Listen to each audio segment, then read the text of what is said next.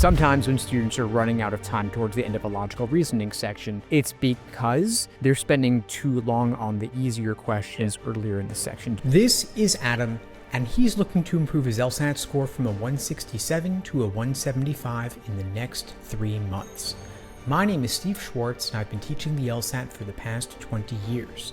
Today, Adam's going to bring me his biggest LSAT challenges, and I'll help him address them as he looks to improve by at least 8 points. Before we jump in, just wanted to check in, see how everything's going for you with the program so far. So far it's really good. I'm liking the structure. When I took the LSAT before in February, it was kind of just me on my own, trying to figure everything out. I do kind of appreciate that, you guys made the study plan for me, and I'm liking it so far. Awesome. Really glad to hear it. Just so I can have a bit more context, what kind of score are you shooting for right now? Like a mid 170 score, like a 174 to 176. February, I got a 167. Be a little bit of a jump, but I think I can do it. I'm aiming to take it in either August or September. Got it. Okay, cool. So we've got about 2-3 months to get you another 7, 8, 9 points. And how many hours per week do you think you could put into your prep between now and then? I'm working almost full time at the same time, but I'm still trying to put in about 3 hours a day or more, depending on how the schedule is looking. Obviously, some days off now and then. That's how it's been going so far, though. And what's the biggest challenge you're facing right now? The biggest challenge, I'd say, kind of like consistency with my scoring. Actually, before I was doing very well on the logical reasoning, and I didn't do as well as I had hoped with law schools. So then I started studying again after about a 3-month break, and I haven't been doing as good on the LR section as I was before. I've been doing better on the RC section. I don't really know what changed. Struggling to retain some of the stuff I had learned before. Got it. Okay, so you're feeling maybe a little bit rusty? Yeah, I think so. Okay, how long has it been since you've been getting back into it? Well, I took it in February, and then I started studying the end of May. Okay, so, and we're speaking now in the first week of June, so it's been about 2 weeks, 3 weeks. It's been about 2 weeks. It's been 3 hours a day or so for those 2 or 3 weeks? Yeah. Let's talk about something nobody warns you about, LSAT rust. You take a few months off, you come back expecting to pick up where you left off, and you're missing questions you used to crush. Your pacing's off, you feel slower, doubt creeps in, and you start asking, did I lose it? This is exactly what happened to Adam, and it's exactly what happens to almost everyone who steps away from LSAT prep for more than a week or two. But here's what I want you to understand. Rust is normal. It's not failure. It's just physics. Think about it like this. If you stop going to the gym for 3 months, you don't walk back in expecting to hit your personal best on day 1. You gotta stretch and warm up to get back into the rhythm.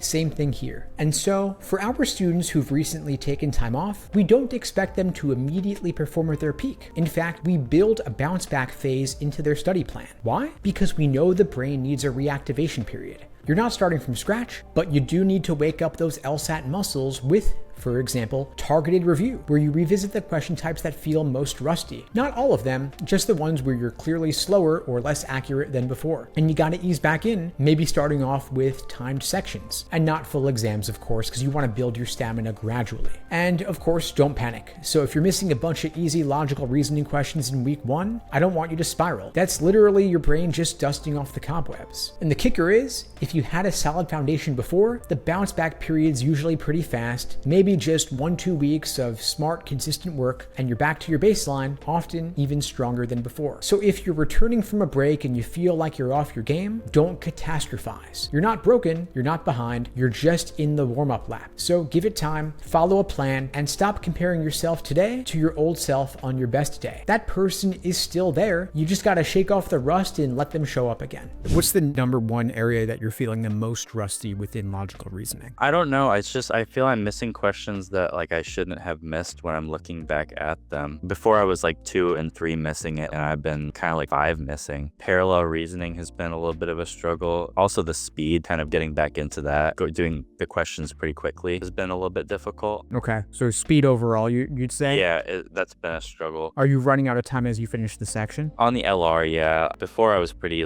consistently finishing all of my questions, and now I'm kind of rushing on the last few questions and maybe not answering 1 or 2. Okay. So is that, and then you said parallel reasoning? I feel now that I'm shooting for a higher score, I have to, not trying to get everything, but I'm trying to at least solve everything, of course, yeah, we want you getting everything. We want you to aim for perfection, given that you are looking for a top score. So in some cases, for some folks, I'd say don't worry about parallels as much until you've mastered everything else. But if you're at a 167, you already have a solid understanding of virtually every type. And so parallels could be a good area to devote some attention. But even before that, I would just look at your pacing overall. So I mean, sometimes when students are running out of time towards the end of a logical reasoning section, it's because they're spending too long on the easier questions earlier in the section. Do you think that could be the case for you? Before I was trying to go through like first 10 questions in 10 minutes, and that was working pretty well. Recently, I've kind of been highlighting more, and I think that might be what is causing kind of taking more time.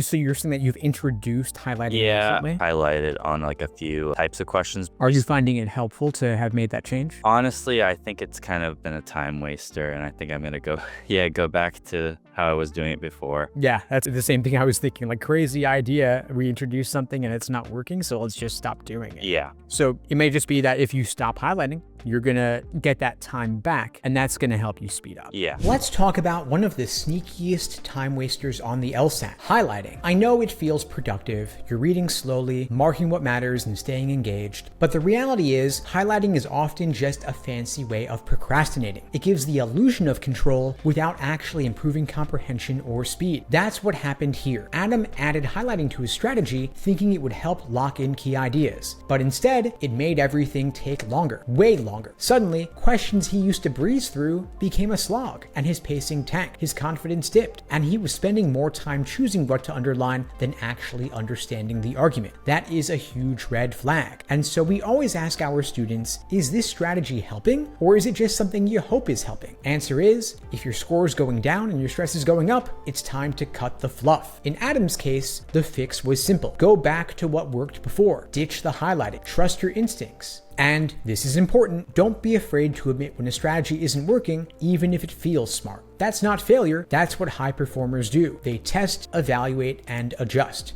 So if you've added something to your LSAT toolkit recently, whether it's highlighting or annotating every paragraph or reading every stimulus out loud, and it's slowing you down, try taking it out. Sometimes subtraction is the fastest path to progress. Hey, real quick guys, if you're just getting started with your LSAT prep or you're looking for a quick refresher, you can grab your free easy LSAT cheat sheet linked below this video. It's jam-packed full of concrete actionable tactics you can take and apply to your LSAT prep for a quick score boost, and it's 100% free, so you can grab your copy below. And now back to the show. A lot of people say like the LSAT is like a lot of pattern, there's a lot of patterns, pattern recognition, like a lot of the questions are kind of the same. Other than like going over your mistakes, is there any other like way that you would recommend noticing the patterns, like maybe while I'm taking the test? Well, so the pattern recognition comes from exposure built over time. The more questions that you complete, the more questions you review, the more patterns you're going to expose yourself. For someone who's aiming for, say, a 160, they've only got to know the most common patterns, like correlation, causation, necessary, sufficient, confusion. When you're looking for a 170 plus, you've got to become familiar with the less common methods of reasoning that show up maybe only once every 5-10 exams versus every single exam. And so you need a larger body of knowledge or a larger pool of questions to which you've been exposed over time in order to have that muscle memory, so that when you see a new question on test day, you're not thinking through it for the first time because you've already analyzed that method of reasoning in the past. What makes me faster at the LSAT is because I've done these so many times and seen so many of them that whenever I see a new question, I've automatically know how to navigate it because I've been down very similar roads before.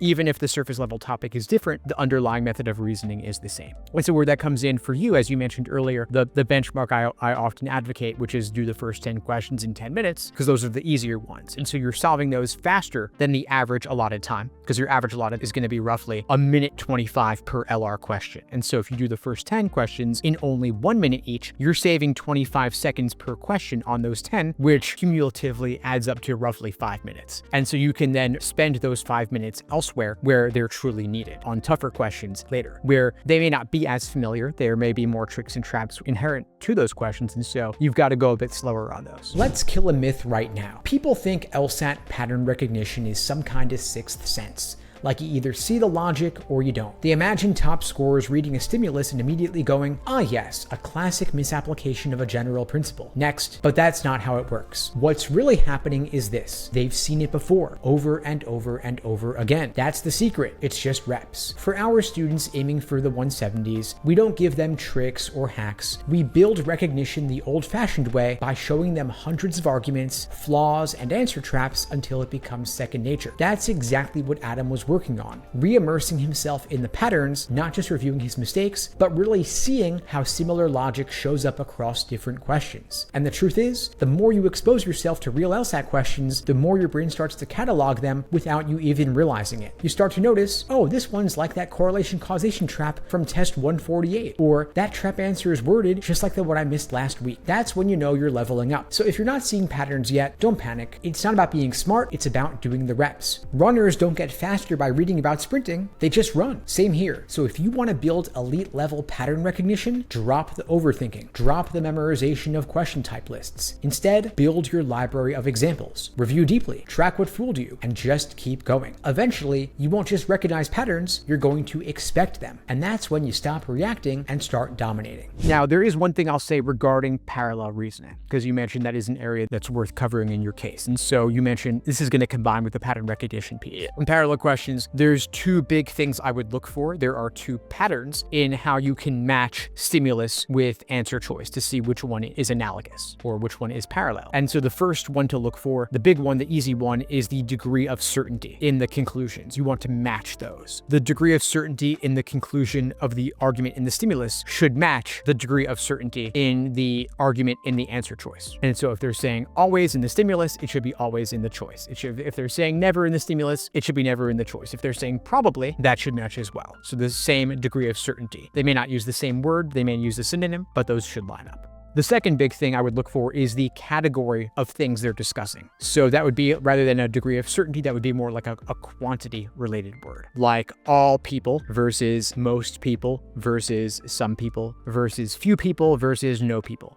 So if it's all in the stimulus, it should be all in the choice. They can also add additional qualifications to that quantity related word. Like instead of saying all people in the world, which is what, like 8 billion people, they could say all people who take the LSAT, which is fewer than 100,000 people in a given year. They could say all people who go to Harvard Law School, which would be less than 1,000 people in a given year, for example. The more qualifications they add, the more specific they're being, the more careful you've got to look, the more of a fine lens they're putting on it. How's this all landing with you? That's similar to what I would do. I'd usually try to match the conclusions, and I think that that's good advice. Yeah, I mean, these are general tricks or strategies that you can use. They're only going to get you so far, though, right? And so degrees of certainty are easy to look for, and so LSAC is not going to reward you that much for being able to do it. And so if there are 5 answer choices, which there are, matching degrees of certainty might knock out 2 out of 5. Then you have 3 remaining. Then you apply the next test, which is the category of things they're discussing, that might knock out another 1 or 2. The harder tool to apply, but it will be a more fruitful tool to apply, so they reward you commensurate with the effort that you're putting in, right? So easier tool, fewer choices eliminated. More difficult tool to apply or more precision required, the more they're going to get you. The harder thing to look for is the overall underlying principle of the argument. And so if you can form an abstraction of the argument in the form of a general principle, you can then take that meta level analysis and apply it through all 5 choices. Easier said than done, of course, but that is the ideal way to go about it. It's not for everybody. If you're in a hurry, those quick tricks I used are going to get you somewhere faster, but understanding that general principle is what's going to carry you all the way.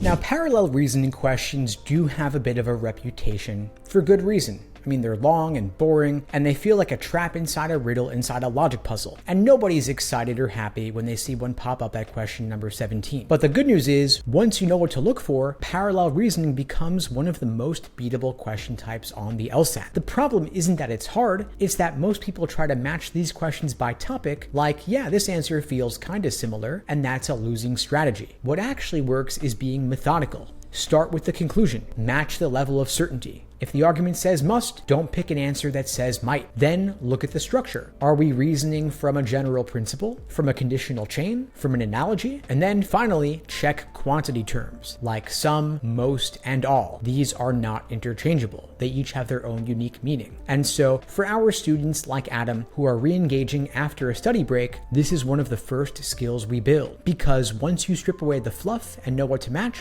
parallel reasoning turns from a time suck into a confidence boost. And yeah, the hardest ones will still feel a little bit annoying, and that's fine. But at least now you know what the test is actually asking you to do. And the best part is, you don't have to do 50 of these to improve. Just do 5. But do them slowly and deeply. Write out the structure, talk it out loud, and get in the weeds. Because once your brain starts to see the patterns, you're going to stop hating them and start beating them. With like the LSAT being reworked, there's only like 50 like something practice tests, and I have already taken quite a few of them because I'm retaking the LSAT, taking about like 15, 18. There's only like 30-ish of them left, you know? Should I be worried like when I'm taking the test or when I'm doing like a practice test, not run out of questions before I kind of get to the LSAT day, basically? Because that's something I'm a little worried about, studying every day and like putting in the time, and I want to be exposed to the questions, and there's not so many of the questions. Yeah, fantastic question. There are some additional questions you can access aside from the full practice tests. You're right to be careful about how you use them though. So there are currently 58 numbered exams in Law Hub 101 through 158.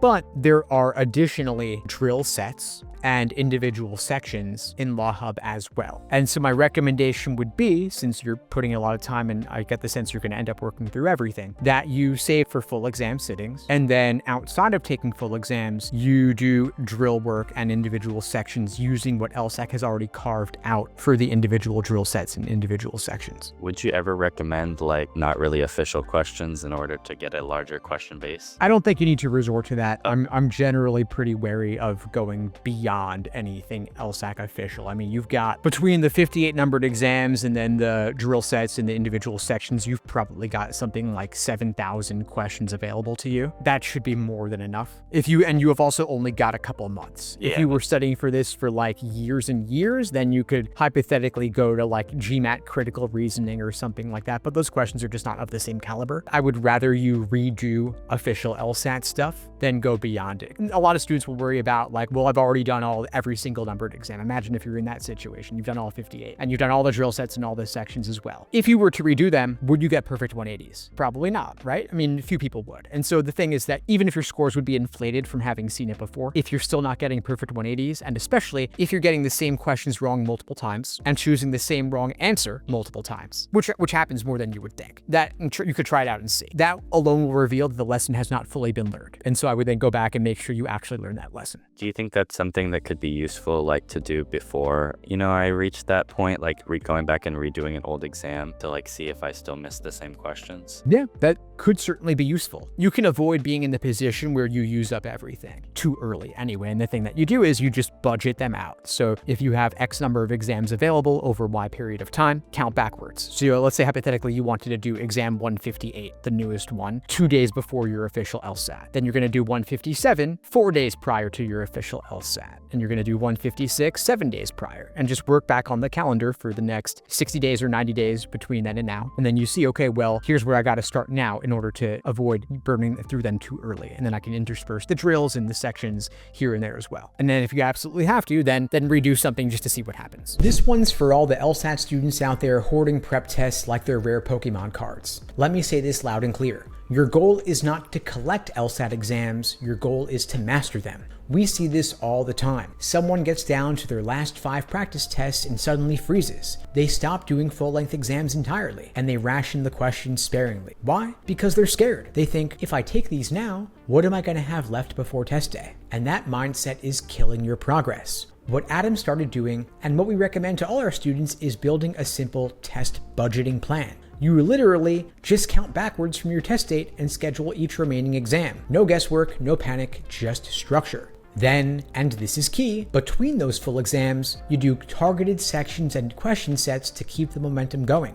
Don't waste a full exam just to work on logical reasoning. Instead, use individual sections from older tests. And reusing tests is totally fine, there's no problem with it. If you didn't get a perfect score the first time, you've still got work to do. That makes it totally fair game. And so we remind our students, a test is only used up when you've squeezed every drop of insight out of it. That means a full review with missed question analysis and pattern tracking. Most people just barely scratch the surface before moving on, so stop treating them like they're some precious, rare, non-renewable resource. They're not from a museum, they're just tools, so use them and reuse them. Just make sure you're learning something new every time you do, because the student who burns through tests with a clear strategy is going to walk into test day ready to dominate. Real quick guys, a lot of you have been asking me how you can be featured in one of these LSAT study breakdowns and get feedback on your approach. The only way is to join one of my LSAT coaching programs. You could check out the links below to find out more and to book a call with me and my team. We'd be glad to help you out. And now, back to the show. Regarding what you just mentioned with budgeting the exams, a lot of the live sessions kind of like they'll go into like one of the exams and like go into like a section, and they'll just kind of discuss one section, and that's very useful. Also worrisome in that regard, you know, that I'm like exposing myself to, and it's just a few of the questions, so I don't think it's like too troublesome. Well, you can also pick and choose which sessions you attend. We always post the agenda in advance to avoid burning through something that you may want to be reserving for later. Okay. But you can also say, okay, well, we post the agenda a week in advance, and so if you want to join that session, what you can do is you can then choose to do that exam or that section in a timed context prior to class. That's true. So that way you've already done it, you've been able to measure your results, and then you can go in to get clarity on whichever questions you had trouble with. Yeah. That's a good idea. I didn't think of that.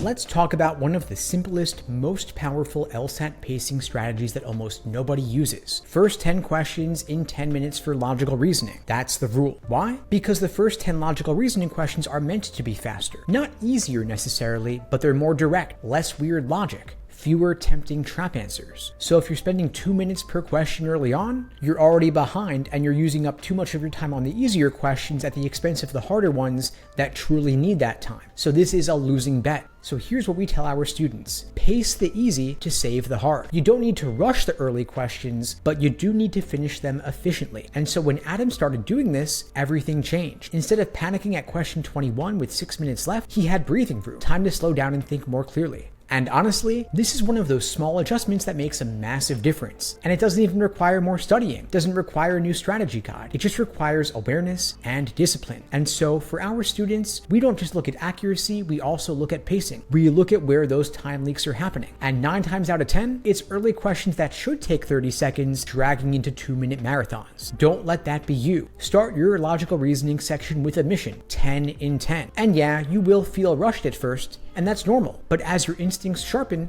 that pacing becomes your superpower. And when you finally hit question 24 and still have time left, that's when you know you're playing offense, not defense. So just to recap action plan going forward, we're going to stop highlighting because we introduced that change and it ended up being a net loss, which is okay. It's better to learn now than to learn on test day. I always recommend trying things out at least a month or two prior to test day so that you can course correct if it ends up not working. In this case, we learned just don't highlight. We talked about going faster on the easier ones, and I think not highlighting will help you with that so that you build up that time bank. We talked about a couple strategies to apply for parallel questions specifically, and I think you're right not to leave any points on the table. Leave no question type stone unturned because we want to master everything going in. And so if you can get back to that place, if you can shake off the dust from being a little rusty on this test, I think if you can get your speed back, get your mojo back on logical reasoning in terms of pacing, and you can clear up the parallel reasonings as well, which of course there's probably about maybe 3 or 4 per exam, that alone should get you back into the low 170s at minimum. And then we work on pacing and endurance from there. Take a practice test or 2 a week. Let me ask you a simple question. Are your tools actually helping, or are they just making you feel better while slowing you down? This is one of those LSAT moments that really sticks out. Adam added highlighting to his strategy, probably thinking it would help him track arguments more easily and stay focused. Totally reasonable idea. But over time, it started eating up his pacing. And when he cut it out, his confidence and his speed shot back up. This is the perfect example of what I call a crutch strategy. Feels smart, feels like a safety net, but it quietly costs you time, energy, and momentum. And the worst part is, you usually don't even notice it's happening until it's too late. You just feel like you're doing everything right, but you're somehow falling behind. We always recommend that our students test every tool for real-world impact under timed conditions. Not just, does this make me feel more organized or am I staying engaged, but is this helping me actually get more questions right faster under time pressure? It's not a tool, it's a distraction. And Adam had to figure this out the hard way. He realized that when he ditched the extra annotations and got back to raw, clean reading, his instincts kicked in again. And that's the moment things started to click. So here's your takeaway. LSAT strategies are like training wheels. They're useful until they're not. And the moment you realize they're holding you back, it's time to let them go. Cut the fluff, get back to clean fundamentals, and stop trying to win the LSAT with a toolbox full of distractions. You already know more than you think. You just got to stop getting in your own way. Before we sign off, Adam, what would you say is the biggest insight you got from our call today? I would say that it's kind of like the stop highlighting, because I tried to introduce that because I've seen a lot of people talk about like how it's like useful to them, and I thought, oh, maybe that could be something to take me up a level, but it's not working for me, so I should stop doing it. Also, the discussion about going through and making a plan about how I'm going to use my practice tests. I think those were the two most important insights. Awesome. Sweet. Well, I think that's a good plan going forward. Of course, if you have questions or need anything, you could always reach out. And you've been joining the sessions, right? I wasn't able to make it to the one on Thursday, but I've joined all the other ones. Oh, great. Cool. So you're attending pretty consistently and you're finding them helpful? Yeah, I am finding them helpful, yeah. Great. Have you ever considered getting more personalized support? Like, do you think you'd want to work with anybody one-on-one? Probably not right now. Now, if you ever do decide that you want to go that route, though, even just for a handful of sessions, we could always set you up with one of the instructors. So if you see someone in class teaching that you like, we can always make that arrangement for you if and when it makes sense. No obligation, though. Yeah, I definitely could see myself potentially doing that maybe closer to test. I might do that once or twice. Yeah, for sure. Well, if you ever need it, if you want to go that route, you can always email us or text us and we can set you up. Okay, thank you so much. Yeah, for sure, Adam. It was a pleasure. Again, reach out if you need anything. Always happy to help. Okay, nice to meet you too. You too. Have a good one out and take care.